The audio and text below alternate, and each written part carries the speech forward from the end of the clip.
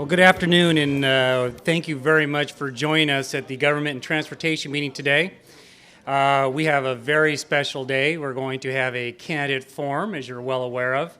We're going to start with some opening comments, about a minute long, and then we're going to go through some questions that were developed by the Legislative Action Committee, but the most of them were taken off our website. We had sent out, and we're going to continue to do this, on the website, a request for questions by the members of the chamber, anyone from the public. And we got a significant number. So we took the ones that repeated themselves the most, we put them on these cards, sealed them in these envelopes, and they've been up here shuffled by at least 4 or 5 people. So each question will be answered by 2 candidates, and then we're going to go on to another question. So not everyone's going to get every single question. So we mix it up fairly, and it should be very entertaining for you. And hopefully these questions represent your questions. And I'd like to invite the Corona Mayor, Karen Spiegel, up to say a couple words.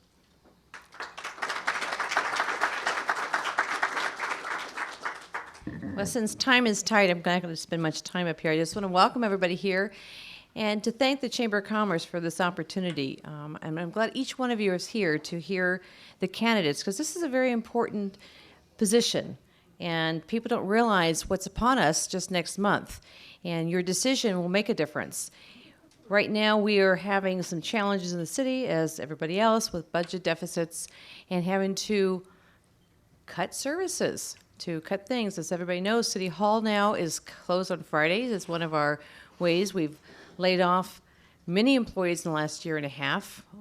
Probably we've eliminated over 200 positions in a year and a half. So we just did, as you read in the paper last week, 51 or 56 more positions were eliminated.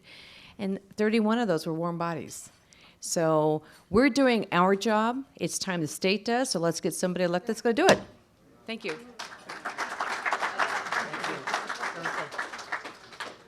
Thank you very much, Karen.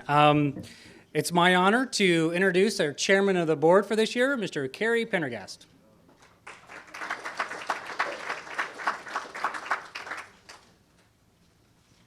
Thank you, Ken. Appreciate it. And certainly I want to welcome everybody here today. It should be an interesting lunch. And we're looking forward to hearing what our candidates have to say. I'm just going to give you a quick update on some of the activities the chamber is involved in. Just FYIs, maybe you want to get them on your calendar and join us. We have some flyers on at your table spots. One introducing the Capital Connection. This is an annual event that the chamber is involved in. It's part of Cal Chambers. Opportunity to visit the Capitol and have some time, face time with our legislators. Maybe one of the ones that are here today will be somebody that will be in front of. Take a look at that flyer. We'd love to have you go with us. It's an opportunity also to hear our governor address Cal Chambers. This year we have Howard Fineman also as a speaker, and if anybody has watched Howard Fineman, he's typically on ABC News. Very interesting speaker, gives you a lot of insight in what's going on at the Capitol, and I'm talking about the nation's capital. Also, we have a flyer on our Career Day. We're partnering with the University of Phoenix and Eagle Glen to host a career fair, realizing it's not all doom and gloom and that many businesses are still seeking qualified employees. We're proud to bring this event to Corona. So if you have any openings or you're looking at kind of expanding, this would be a great place to meet people that are obviously looking for work.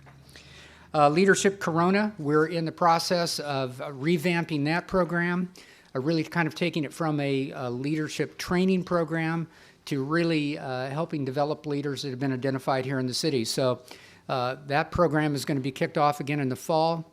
We really have an interesting agenda laid out for the 10 months of the program. If you have anybody in your organization that you've really identified as being a proven leader, we'd love to have you invite them to sign up, give us an application. We're going to be going through interviews and determining who our first class members are going to be. It'll be a 20-member class. The State of the City Address, that's coming up on April 22nd. We're going to be hearing from our illustrious mayor and kind of find out what's going on here in the city. We obviously know there are lots of things that are taking place that are really impacting budgets and I think we're really creating challenges for our electeds. So come to the State of the Union address. And I call it the State of the Union address because really we're kind of our own unique little microcosm as a city, and so you need to know what's going on. Last but not least, Corona Business Monthly. We have that publication in front of you. It's a great opportunity, a place to really be able to advertise and really kind of spotlight your business. We obviously have advertising space available. Invite you to contact our staff here at the Chamber if you're interested in advertising in the Chamber Monthly. And our next issue is Going Green, which I know that's kind of a contradiction when you look at all the paper you have in front of you, but we really are focused on that. And you can also visit our website. Our website is really a great place to go and find out what's going on here in the Chamber.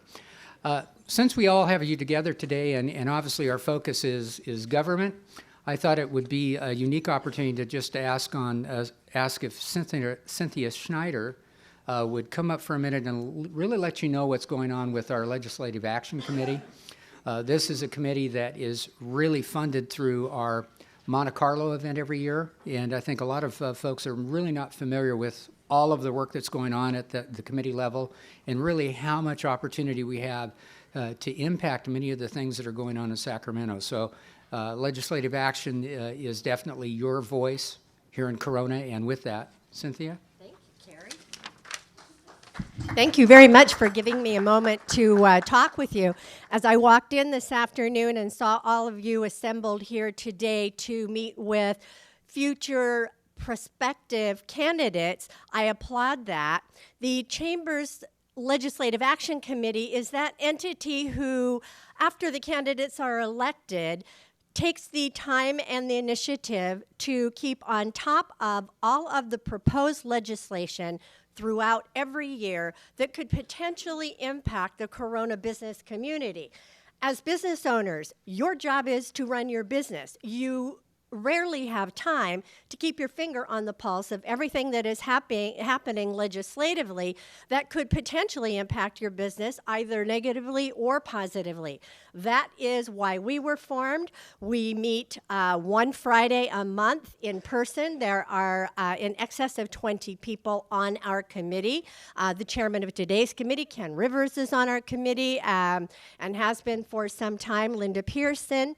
But we are a committee of business owners and business executives whose sole focus is to make sure that legislative initiatives that are business friendly are the only ones passed in our community.